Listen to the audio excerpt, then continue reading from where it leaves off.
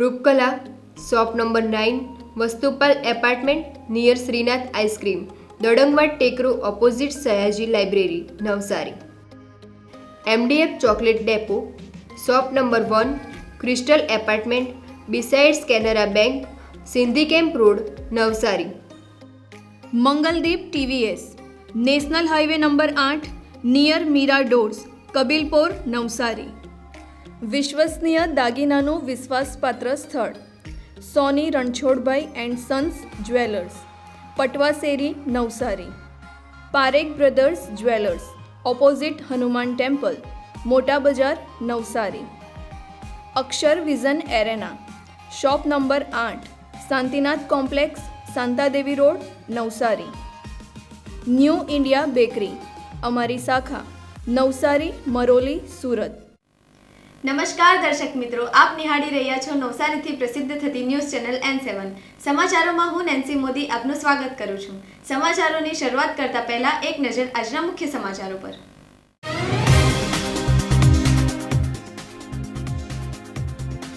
નવસારીમાં 2 સાયબર ફ્રોડના આરોપીઓની થયેલી ધરપકડ.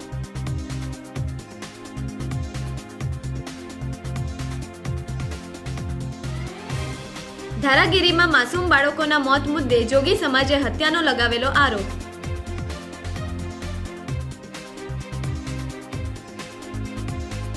બિલ્લીમોરા નવનાથ આશ્રમમાં યાત્રી નિવાસનું થયેલું લોકાર્પણ.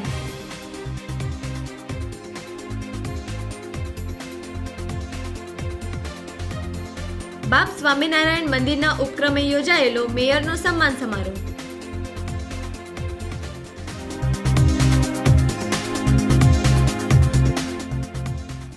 નવસારી સાયબર ક્રાઇમ પોલીસે ઓપરેશન મ્યુલ હન્ટ અંતર્ગત મોટી કાર્યવાહી કરી છે. પોલીસે ₹91.54 કરોડથી વધુનું સાયબર ફ્રોડ આચરનાર ગેંગના 2 મુખ્ય સાગરીતોને ઝડપી પાડ્યા છે. સાયબર ક્રાઇમ પોલીસ સ્ટેશનના PI UL મોદીના નેતૃત્વ હેઠળ સ્ટાફ પેટ્રોલિંગમાં હતો ત્યારે અસિસ્ટન્ટ હેડ કોન્સ્ટેબલ કિરણસિંહ વિજયસિંહને ખાનગી બાતમી મળી હતી. બાતમી મુજબ જલાલપોર તાલુકાના એરો 4 રસ્તા પાસે આવેલા મારુતિ પેલેસ એપાર્ટમેન્ટમાં રહેતો લખવિંદર પાજી નામનો વ્યક્તિ અન્યના નામે બેંક એકાઉન્ટ ખોલાવી સાયબર ફ્રોડના નાણાં છુપાવતો હતો. પોલીસે બાતમીના આધારે મારુતિ પેલેસના ફ્લેટ નંબર B406માં દરોડો પાડી લખવિંદર શરવણસિંહ અને આદિત્ય ઉર્ફે બંટી અક્ષય પટેલ નામના 2 આરોપીઓની ધરપકડ કરી હતી. પોલીસ તપાસમાં સામે આવ્યું છે કે લખવિંદર શરવણસિંહ 8 ધોરણ પાસ છે, જ્યારે આદિત્ય પટેલ 12 ધોરણ પાસ છે. વર્ષ 2016માં તેઓ સુરતમાં સાયબર ફ્રોડ કરતી ટોળકીના સંપર્કમાં આવ્યા હતા અને ત્યાંથી ઠગાઈની આ રીત શીખ્યા હતા. આ બંને આરોપીઓએ કુલ 43 જેટલા મ્યુલ બેંક એકાઉન્ટ્સ મેળવી તેનો ઉપયોગ ગુના આચરવા માટે કર્યો હતો. આ 43 બેંક એકાઉન્ટ્સ સંબંધિત 110 ફરિયાદો દાખલ થઈ છે, જેમાં ₹91.54 કરોડથી વધુની સાયબર છેતરપિંડી આચરવામાં આવી હતી. ગુજરાત રાજ્યના માનનીય નાયબ મુખ્યમંત્રી શ્રી અને ગુજરાત રાજ્યના DGP શ્રી તરફથી ઓપરેશન મ્યુલ હન્ટ 2.0ની કરેલી શરૂઆતના ભાગરૂપે માનનીય સુરત રેન્જ IG સાહેબ તરફથી મળેલી સૂચના ઉપરથી સાયબર ક્રાઇમ પોલીસને કામ કરવા માટે કહેલું હતું, જેના ભાગરૂપે સાયબર ક્રાઇમ પોલીસને એક મળેલી ચોક્કસ બાતમીના આધારે ગઈકાલે નવસારીના એરુ 4 રસ્તા પાસેથી લખવિંદર શરવણસિંહ અને આદિત્ય ઉર્ફે બંટીની અટકાયત કરવામાં આવી છે. આ લોકોની અટકાયત કરી એમના ઘર, ઓફિસ વગેરેની સર્ચ કરતા એમની પાસેથી કુલે 43 જેટલા ક્રેડિટ કાર્ડ અને ડેબિટ કાર્ડ મળેલા છે. આ ઉપરાંત 7 જેટલી પાસબુકો બનેલી છે અને એના મોબાઈલ અને બીજી તપાસ કરતા લગભગ 10 જેટલા એકાઉન્ટ એ વાપરતા હોય એવું જણાઈ આવ્યું છે. આ 10 એકાઉન્ટ ઉપર NCCRP પોર્ટલ ઉપર કે જેની ઉપર અરજદારો ટોલ ફ્રી 1930થી ફરિયાદ કરી શકતા હોય છે, એવી કુલે 110 જેટલી ફરિયાદો થયેલી અત્યાર સુધીમાં જાણવા મળેલી છે અને આ ફરિયાદોમાં કુલ મળીને લગભગ 91 કરોડ ને 54 લાખ જેટલા રૂપિયાનું સાયબર ફ્રોડ થયેલું હોવાનું જાણવા મળેલ છે. આ બંને આરોપીઓની અત્યારે અટકાયત કરી એમના પર સાયબર ક્રાઇમ પોલીસ સ્ટેશનમાં ફરિયાદ દાખલ કરવામાં આવેલી છે. આ ફરિયાદના ભાગરૂપે એમને અટક કરી અને કોર્ટમાં રજૂ કરતા 4 દિવસના રિમાન્ડ મળેલા છે. આ રિમાન્ડ દરમિયાન આ સમગ્ર નેટવર્ક કેવી રીતે ચાલતું હતું, આ બંને આરોપીઓ સિવાય એમની સાથે બીજા હજી કેટલા ગુનેગારો મળેલા છે, તેમને મળેલા સાયબર ફ્રોડના પૈસાનો તેમને બીજો શું ઉપયોગ કરેલો છે, તેમને બીજા કયા એકાઉન્ટમાં ટ્રાન્સફર કરેલા છે, તેવી તમામ વિગતોની જાણકારી મેળવવામાં આવશે અને આની અંદર સંડોવાયેલા બીજા તમામ આરોપીઓને આવનાર સમયની અંદર અટક કરવામાં આવશે. કેટલા વર્ષથી આ પ્રવૃત્તિમાં સંકળાયેલા? અત્યારે હાલ કરેલી પૂછપરછમાં એને માહિતી આપી છે કે છેલ્લા લગભગ 1-1.25 વર્ષથી આ પ્રવૃત્તિ સાથે સંકળાયેલો હતો, પરંતુ તેને પાસેથી મળેલા બેંક એકાઉન્ટ, એના બીજા મોબાઈલ ટ્રાન્ઝેક્શન વગેરેની ઊંડાણપૂર્વક તપાસ ચાલુમાં છે, જેથી એ ખરેખર કેટલા સમયથી આની સાથે સંકળાયેલા હતા તે બાબતની ચોક્કસ માહિતી મેળવી શકાશે. અત્યારે હાલ અટક કરેલા લખવિંદરસિંહ આના મુખ્ય ષડયંત્રકાર છે. આ ઉપરાંત એની ઉપરની અને નીચેની બંને ચેનલોની અંદર સંકળાયેલા જેટલા પણ લોકો છે, જેટલા પણ આરોપીઓ છે, તે તમામને આ ઇન્વેસ્ટિગેશન દરમિયાન ઉજાગર કરવામાં આવશે. નવસારી શહેરના ગ્રામ્ય વિસ્તારમાં આવેલા ધારાગીરી ગામે 3 દિવસ પહેલા 2 માસૂમ બાળકોનો શંકાસ્પદ મોતનો મામલો હવે ગંભીર વળાંક લઈ રહ્યો છે. આ ઘટનામાં મૃતક બાળકોના પિતા પૂર્વ પતિ સુધીર જોગીએ તેમની પૂર્વ પત્ની અને તેના પ્રેમી વિરુદ્ધ હત્યાનો ગંભીર આરોપ લગાવ્યો છે. 3 દિવસ પહેલા ધારાગીરી ગામે 4 વર્ષીય કૈરવ જોગી અને 3 વર્ષીય અભિમન્યુ જોગી નામના 2 માસૂમ બાળકો ઘર નજીક બેભાન હાલતમાં મળી આવ્યા હતા. તેમને તાત્કાલિક સારવાર અર્થે હોસ્પિટલ ખસેડવામાં આવ્યા હતા, જ્યાં ફરજ પરના તબીબોએ તેમને મૃત જાહેર કર્યા હતા.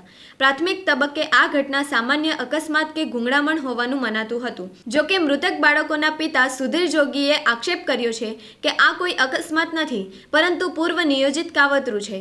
તેમણે તેમની પૂર્વ પત્ની તેજલ અને તેના પ્રેમી વસીમ શેખ પર બંને બાળકોની યોજનાપૂર્વક હત્યા કરી હોવાનો આરોપ લગાવ્યો છે. શૈલેષ જોગીના મતે તેજલ અને વસીમે પોતાના અંગત સ્વાર્થ અને સંબંધો આડે આવતા કૈરવ અને અભિમન્યુને રસ્તામાંથી હટાડવા માટે આ કૃત્ય આચર્યું છે. આ ઘટનાને પગલે સુધીર જોગી અને તેમના પરિવારજનો નવસારી જિલ્લા કલેક્ટર કચેરીએ પહોંચ્યા હતા. તેમણે કલેક્ટરને આવેદનપત્ર પાઠવીને આ મામલે તટસ્થ અને ઊંડાણપૂર્વક તપાસ થવી જોઈએ એવી માંગ કરી છે. હું સાહિલની મોટી બેન છું. સાહિલના બંને છોકરા એ બીજી તારીખે લાવ્યો હતો, તો મને ફોન કર્યો હતો કે બેન મેં છોકરાઓને ગામડે ગયો હતો, ત્યાંથી છોકરાઓ સાથે સારું રામકડાવાળી ગાડી અને કઈ ચપ્પલ એવું આપવા ગયેલો હતો. છોકરાઓને મળીને આવ્યો, તે રાતના ઊંઘીને બીજા દિવસે એને બપોરે 3 વાગે ફોન આવ્યો કે એના શાળાનો ફોન આવ્યો વિશાલભાઈ કે મારા છોકરા બંદેવ મરી ગયા છે એમ. તો એને મને સુરત ભેસાણ ફોન કર્યું કે બેન તું જલ્દી આવ, મારા છોકરા ગાડીમાં મરી ગયા છે. મેં અહીંયા આવી જોયું તો સિવિલમાં બંને છોકરા મરી ગયેલા હતા. અમાને પૂરો શક તે તેજલ પર અને એના ઘરવાળા પેલા રાખેલો છે વસીમ પર જ થાય છે. મોટો છોકરો 4 વર્ષના છે કાયરવ અને નાનો છોકરો 2.5 વર્ષના છે અભિમન્યુ. મારા ભાઈના બંને છોકરા પુલ જેવા જે મરી ગયા છે. મારા ભાઈ તે છોકરાઓને મળવા જાય, એ બૈરી મળવા બી નહીં આપતી હતી ને મારા ભાઈ પર કેસ કરતી હતી. મારા ભાઈને જેલમાં નખાવતી હતી. આજે એને લફડું કરવું હતું 10 માટી નાખતે તે બી અમાને કઈ ફરક નહીં પડતે.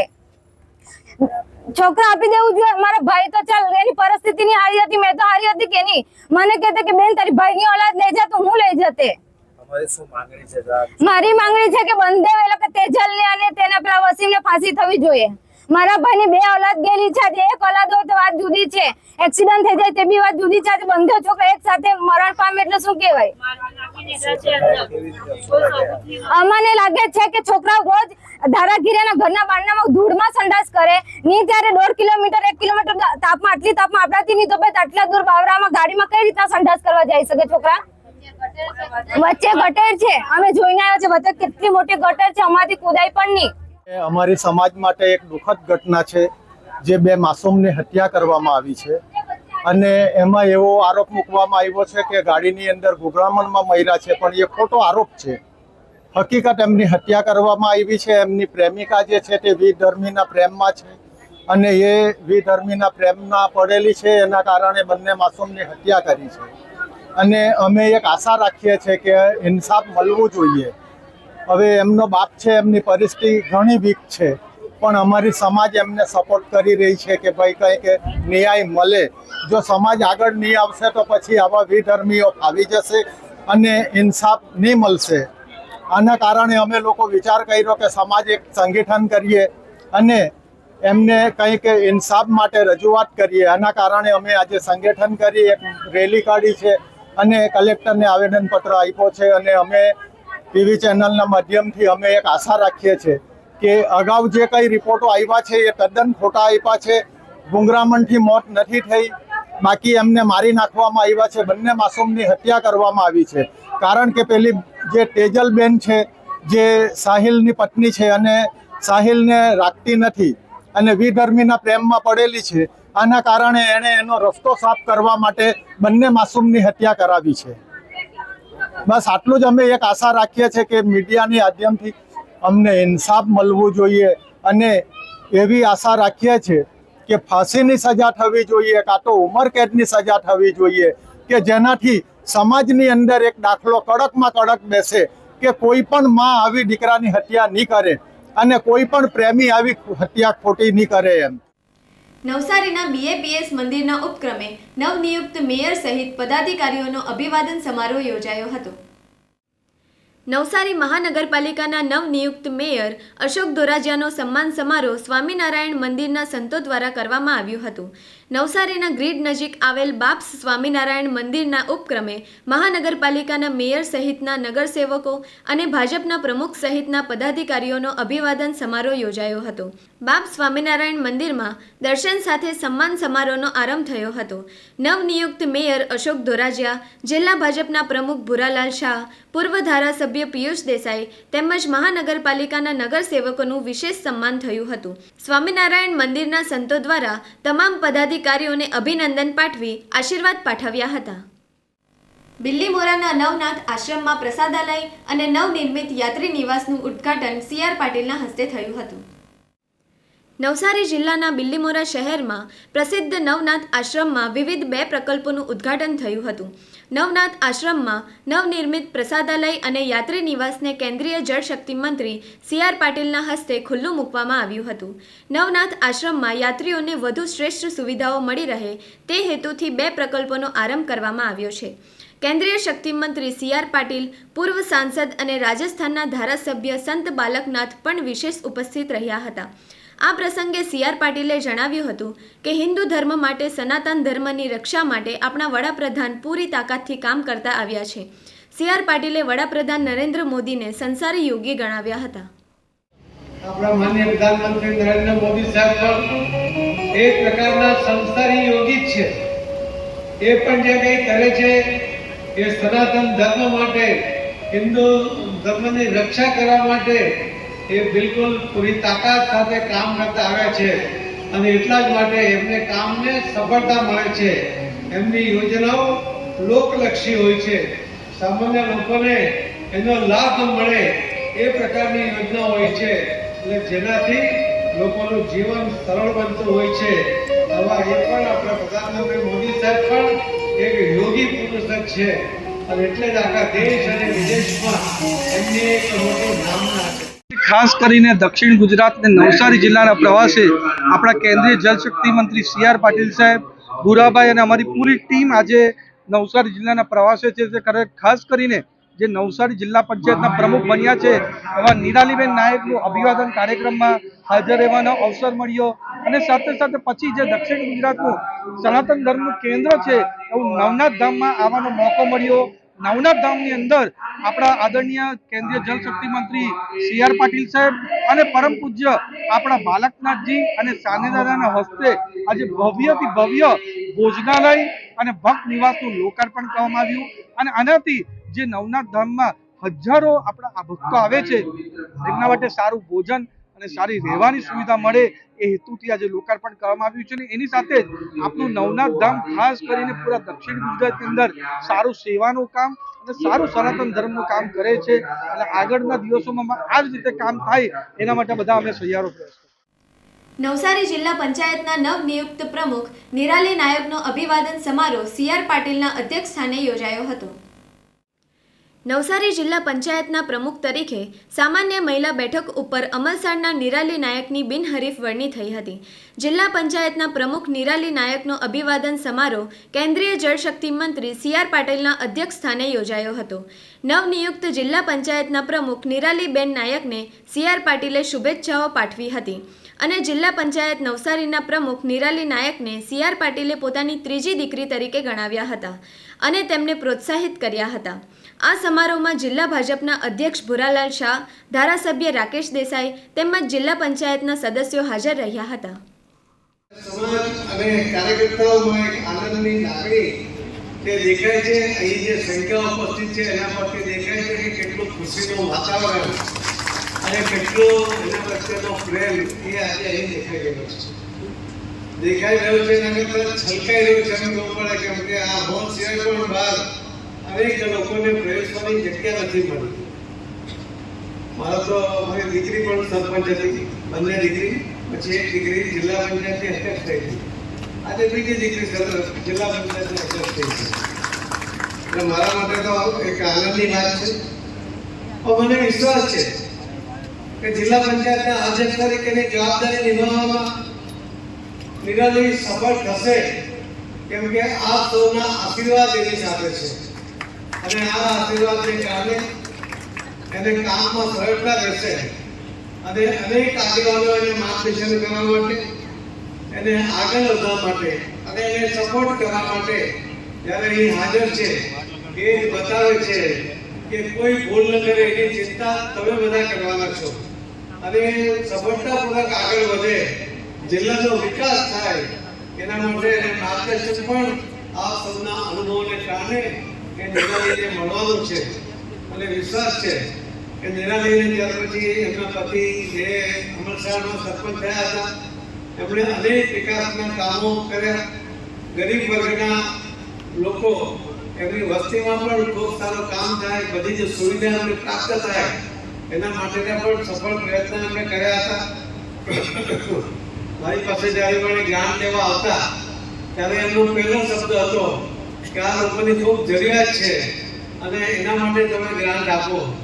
મને કદાચ યાદ છે ત્યાં સુધી આ હોલમાં પણ મારી પાસે 25 લાખ રૂપિયા લઈ ગયા હતા અને આ હોલનું જે નિર્માણ કરી શકાયું છે, બાકીના પૈસા જોડીને પણ એ પણ એક સરસ વ્યવસ્થા એ આપણને અહીં થઈ શકે છે. સમાચારો સમાપ્ત કરતા પહેલા એક નજર આજના મુખ્ય સમાચારો પર.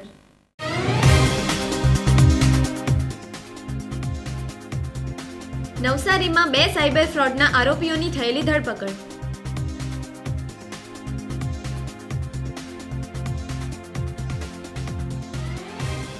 ધારાગીરીમાં માસૂમ બાળકોના મોત મુદ્દે જોગી સમાજે હત્યાનો લગાવેલો આરોપ.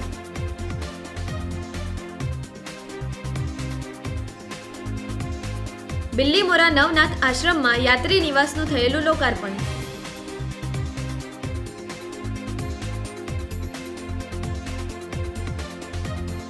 બાપ સ્વામિનારાયણ મંદિરના ઉપક્રમે યોજાયેલો મેયરનો સન્માન સમારોહ.